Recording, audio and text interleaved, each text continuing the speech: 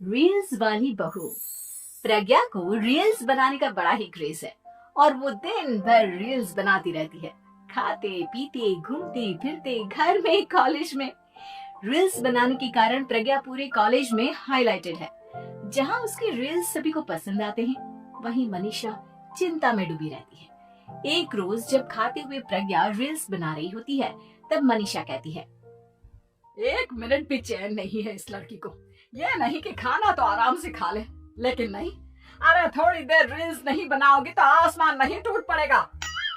अरे मम्मी, इसी को तो कहते हैं डिटर्मिनेशन।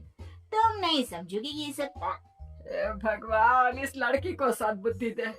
जब देखो तब टेढ़ा बाका मुंह बनाती रहती है। मनीषा की बात का प्रज्ञा पर जरा भी असर नहीं होता और वो खाते खाते रील्स बनाती रहती है। दिन बीतने लगते हैं और देखते देखते प्रज्ञा का कॉलेज भी खत्म हो जाता है। आए दिन कोई ना कोई मनीषा को प्रज्ञा की शादी करवाने का सुझाव दे जाता है।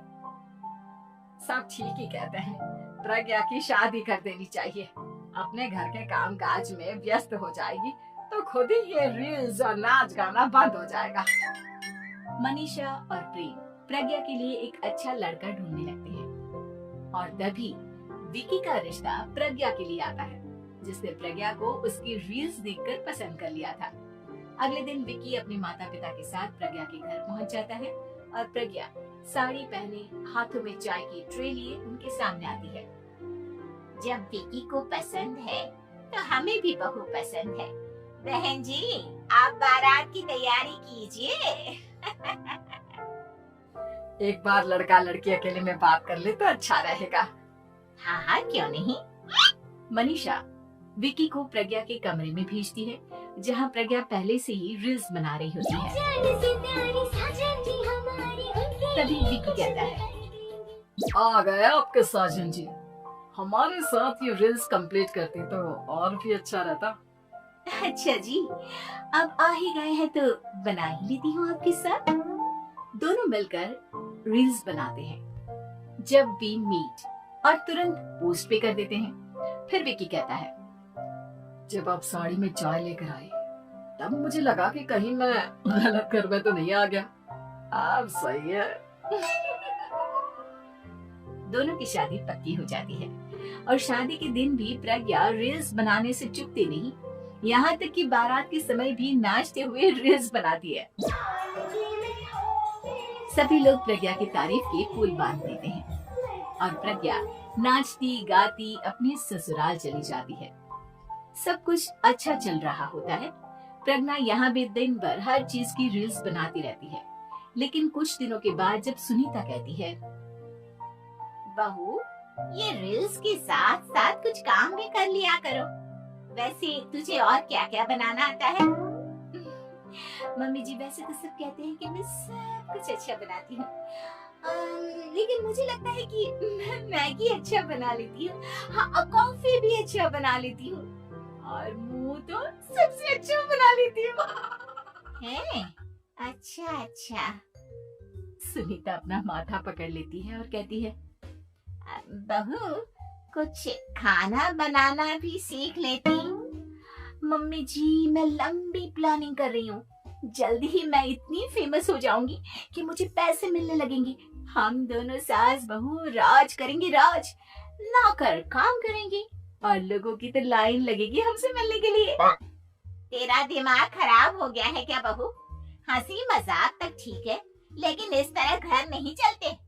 जितना जल्दी हो इस घर के तौर तरीकों को सीख लो। प्रज्ञा मुंह घुमाकर चली जाती है और तुरंत उसी वक्त एक रील बनाती है। ये देख सुनीता का गुस्सा 7वें आसमान पर चला जाता है और विकी के घर आती ही सुनीता उसे सब कुछ बताती है। विकी भी अब प्रज्ञा की इन हरकतों से परेशान हो जाता है। तुम टेंशन मत लो मम्मा, मैं देख लूंगा। विकी कमरे में जाता है तो देखता है कि प्रज्ञा रील्स बना रही है।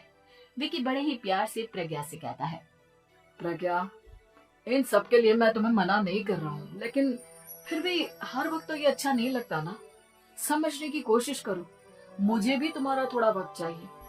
मैं जब ऑफिस से आता हूँ तो मुझे समय देने की जगह इसी में लगे रहते हो। तुम ज्यादा ही सोच रहे हो। तुमने मेरे साथ रील्स बनाओ ना, तुम्हें भी बहुत अच्छा लगेगा। तुम्हें इज्जत से कोई बात समझ में नहीं आती क्या? दिमाग खराब हो गया है तुम्हारा इस चकाचौंध से। अगर तुमने अपना रवैया नहीं बदला तो मैं तुमसे दूर चला जाऊंगा। तुम ही रिश्ता लेकर आए थे, मुझे लड़कों की कमी नहीं थी और ना आज है। विकी दरवाजा पटककर चला जाता है। धीरे धीरे विकी प्रज्ञा से दूर होता जाता है। एक रोज मनीषा प्रज्ञा के ससुराल उससे मिलने जाती है। तब सुनीता उससे कहती है, बहन जी अब आई है तो कुछ दिन यहाँ रहकर जाइएगा, आप ही का घर है। हाँ मम्मी, बहुत दिन हो गए तुम्हारे साथ एक भी रील नहीं बनाई मैंने। प्रज्ञा तुरंत अपने फोन में रील्स ऑन कर लेती है। ये सब मुझसे नहीं होता। तेरा ये भूत अभी तक नहीं उतरा क्या? बहन जी आप कुछ कहती नहीं क्या इसे? जब आप ही कुछ नहीं कर पाई तो मैं कर ही क्या सकती हूँ। सास तो वैसे ही बदनाम है। शाम को घर की लाइट चली जाती है और मनीषा प्रज्ञा से कहती है, मेरे घुटनों में बहुत दर्द हो रहा है, तू लाइट का कुछ इंतजाम करना बेटा।